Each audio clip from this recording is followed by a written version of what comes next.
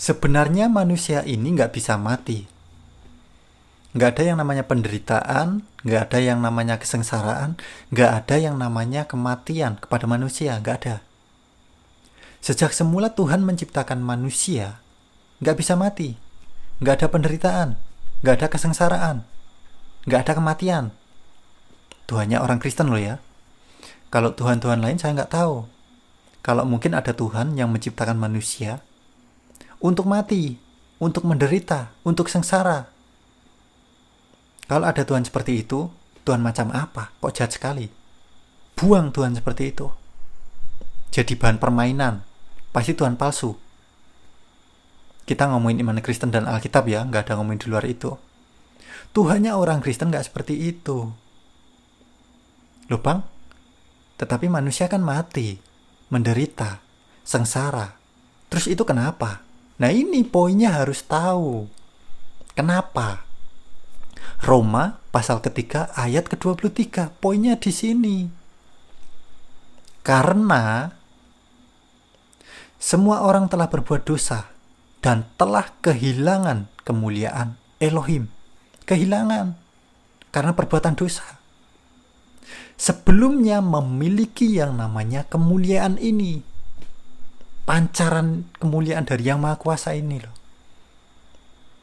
Yang Maha Kuasa ini memberikan kemuliaan kepada manusia, kepada ciptaannya.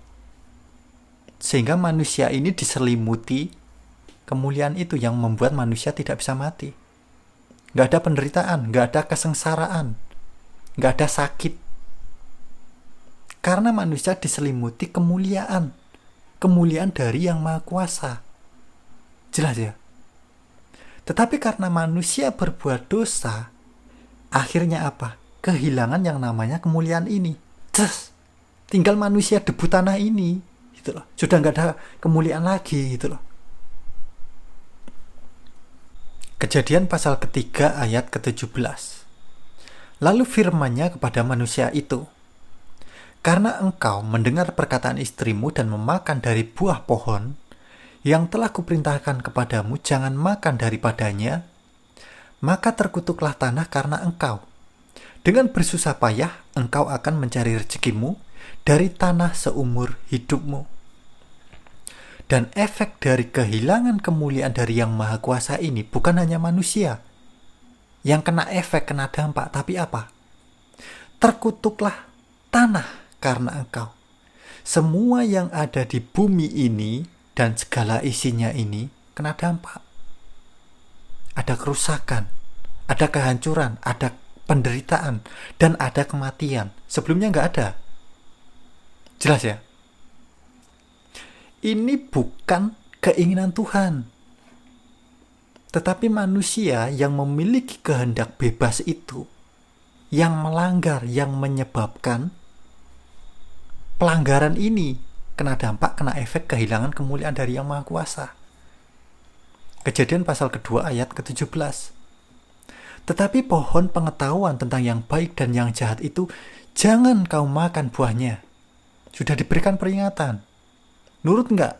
Taat enggak? Sebab pada hari engkau memakannya pastilah engkau mati. Kalau nggak dimakan ya nggak ada yang namanya kematian. Nggak ada yang namanya penderitaan, kesengsaraan. Nggak ada yang namanya kehilangan kemuliaan dari Yang Maha Kuasa. Nggak ada. Tetapi karena manusia melanggar, tidak taat, memakan buah ini yang sudah dilarang, akhirnya apa? Ya udah, pastilah engkau mati. Akhirnya apa? Ya udah, mati.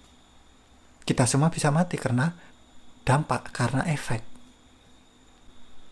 Jadi Tuhannya orang Kristen gak menginginkan itu semua. Penderitaan itu, kesengsaraan itu gak ada. Dan sebagai hukuman atau upah dari perbuatanmu itu apa? Roma pasal ke-6 ayat ke-23.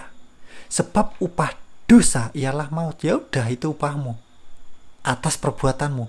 Upah dosa ialah maut.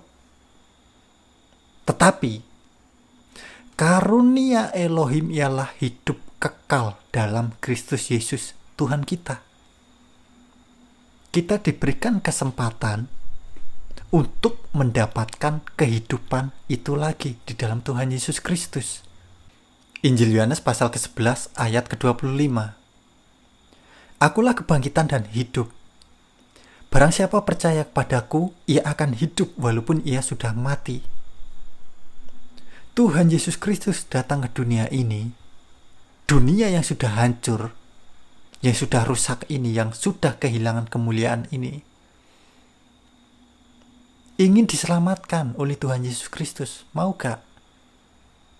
Tuhan Yesus Kristus kebangkitan. Dialah kehidupan itu.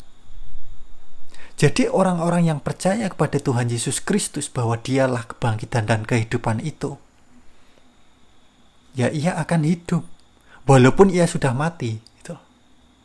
Oke? Nah, jadi seperti itu teman-teman saudaraku semuanya, semoga terberkati. Untuk teman-teman yang mungkin baru saja menonton video di channel YouTube Satrani, bisa dukung kami dengan cara tekan tombol subscribe-nya, bisa like untuk mendukung channel ini agar terus berkembang dan mewartakan kerajaan Tuhan kita, Yesus Kristus. Untuk teman-teman yang sudah subscribe, sudah like, terima kasih banyak. Nah, baik kawan, cukup sekian dulu video kita kali ini. Damai Tuhan kita Yesus Kristus beserta kita semuanya. Terpujilah Tuhan kita, Yesus Kristus.